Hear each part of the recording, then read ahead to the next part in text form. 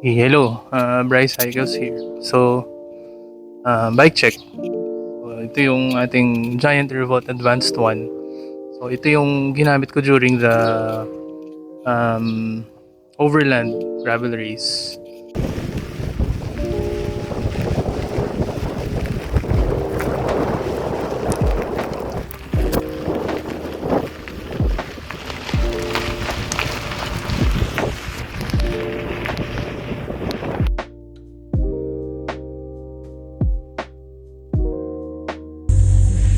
All alone in the stretch. All alone.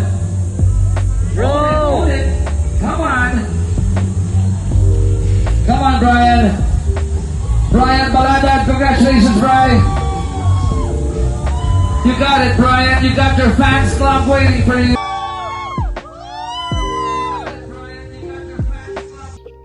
Ito yung exact setup ko nun. So, sige. Pakita ko lang. Bike check natin.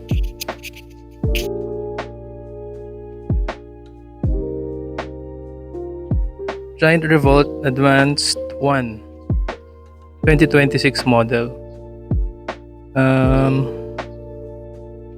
Size small. So size small lang tayo. Start natin sa handlebar. So stock pa rin ito. Ito yung 42 ang sukat nito. Papalitan ko yun soon ng 38 siguro. May nakita akong profile design na gravel handlebar. Ang stem ko ay 80mm. So, nabili ko pa yan sa Taiwan. Yung stock kasi nito nasa 60 lang. Masyadong maiksi for me. And, syempre, computer natin. Ating Garmin. Front light. K1400. And then, ang gamit ko ditong tires. So, exact na ginamit ko during the race. Yung Race King. 29 by 2.2. Wheel set is CXR2. So, included yan during sa bike build. Yung 2.2 na Race King, actually, ang ganda niyan. Gustong gusto ko siya. Ganda ng kapit. Pero I think, a little too overkill dun sa overland. Especially nung umulan at naging compact yung lahar. Parang hindi na kailangan pala ng ganyan. Group set is GRX mechanical na 12 speed. Yan. Hindi pa ako ready to make the jump sa electronic for gravel. Yung road bike ko naman naka Ultegra na electronic yun. Okay lang yun doon. Pero for gravel, aywan, napapraning pa ako baka kung anong mangyari during the trail, di ba? Tapos hindi maayos. So, aywan. Itatry ko rin yan one of these days. Then, pedals ko, yan, ES600. So, actually pang road yan. Pang road na SPD. Yan, kaya yung kulay niya parang Ultegrang luma eh. Yan, kasi pang road talaga yan. Ang cassette ko is, surprisingly, nagkasya 1142 na ZTTO. 1142 yan for the climbs. Eh alam niyo naman, medyo mabigat pa tayo. So kailangan ko ng tulong during the climbs. So sakto yung setup na yun for me. Then, so syempre may down tube storage. Hindi ko napapakita kung anong laman yan. Tools lang naman. Yung rear light, radar. Yan. Magin. So, okay lang yan for me. Kaya lang baka palitan ko ng iba na mas malakas yung ilaw. So, ayun. Ang saddle ko, stock pa rin. For me, very comfortable eh. Giant Grit yata ito. Oo, Grit. And, yun. So, baka isali ko ulit ito. Exact same setup sa Attack Monsoon. Coming soon na yan. Monsoon, coming soon. So, ayun lang. Siyempre, pakita ko din yung mga stickers natin. Since mahilig tayo sa Rapha. Yan, Rapha Shanghai. Inikit ko lang dyan. And then, syempre, one of our products Sambazon, Asahi. Ayun. And that is our Giant Revolt Advanced 1 na gravel bike. Actually, dalawa yung wheelset ko for this bike. Meron pa ako nung Vision.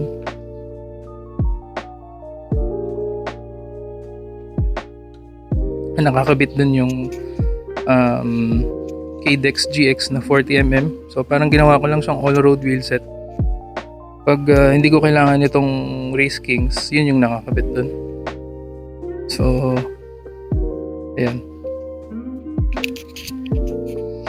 Okay, yun lang. So, that completes our short bike check. Susunod naman yung Colnago V4 ko.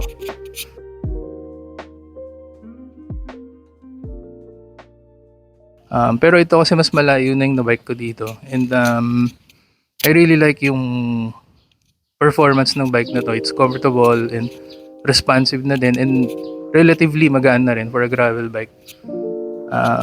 Sarap niya pang ahon.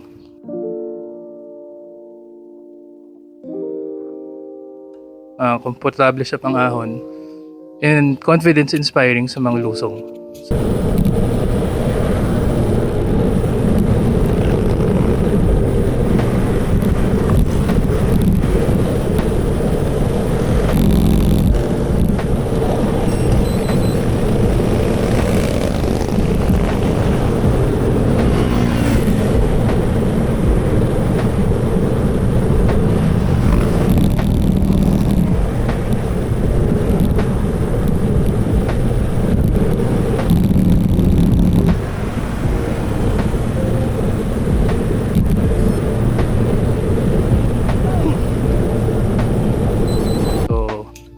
Ayun, sa trails super comfortable din and I feel meron akong control na maganda dito sa bike na to. So I would get why people really like this bike. So ayun lang, next race natin sa Attack Monsoon. Although nagpa-plan kaming mag-track rid nung Attack sa Gen na car ng mga kasama ko. Although hindi ako makakasali doon. Pero magta-track rid. So yun lang, thank you.